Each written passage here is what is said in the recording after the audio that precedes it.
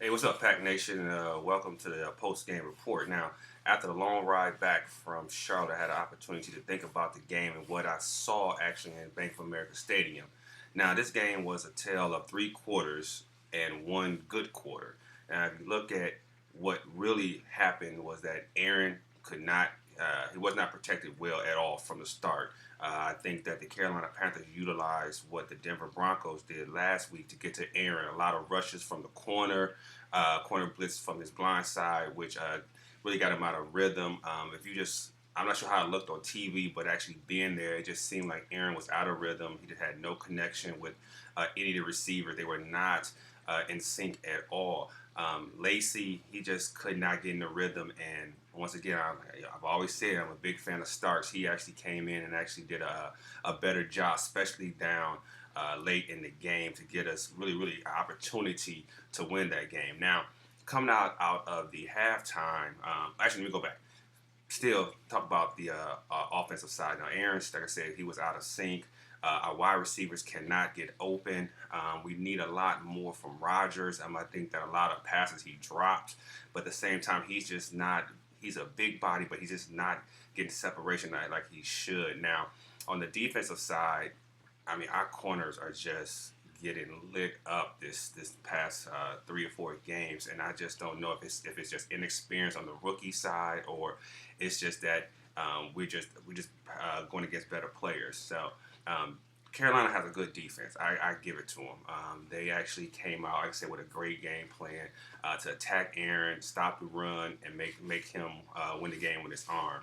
Now, if you think about coming out of halftime, our front line actually stopped the run a whole lot better, but still could not stop the air. You know what I'm saying? So our corner still couldn't stop anybody. But it seems like Aaron started getting into a little bit of rhythm. He started to really connect with Cobb and Adams, and Stark started running very well, opening holes for him. So you saw them getting back to the old Green Bay style of actually, no huddle offense, really pressing it, getting up close, get up to the line real quick, and running the play. Now we're going to the fourth quarter. That's when things got interesting. Now in the stadium, a lot of Pack fans started leaving, but when we got that interception with like 3 minutes left, I just knew we was about to score and tie this game up and was going to win. But that didn't happen. But I think that a lot of positives can come out of this. Now we haven't lost 2 games in a row and since 2010. Ironically, we won the Super Bowl that year. Aaron hasn't looked this bad either, and not having an injury. A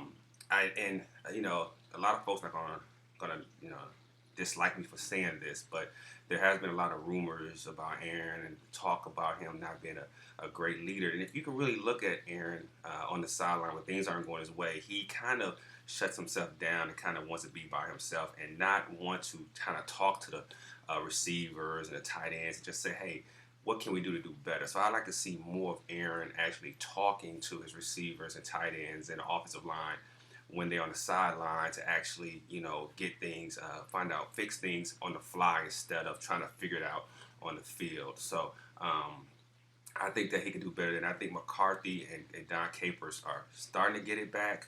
I'm hoping that now that we got a couple of, I can't say easy games anymore, but we got Detroit at home, and then we got a game that on paper in the beginning of the season wasn't a big matchup, but now it seems like it's going to be one. That's against Minnesota Vikings in Minnesota, so that's going to be a game for the NFC North first place title. So I'm trying to be optimistic about this. Like I said, I had a lot of time to think and reflect on my way drive back. I take my hat off to Carolina. They're 8-0. You can't take anything away from them. They beat some good teams on their way. They beat Seattle. They beat us.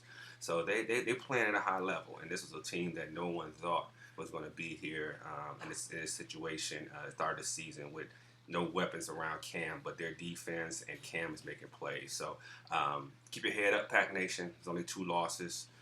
It's a long season. But I think that if you look at the end of the third, the latter part of the third and going into the fourth, I see positive signs of what this team can get back to doing, and I'm looking forward to that. So I see you guys next week, and go Pack.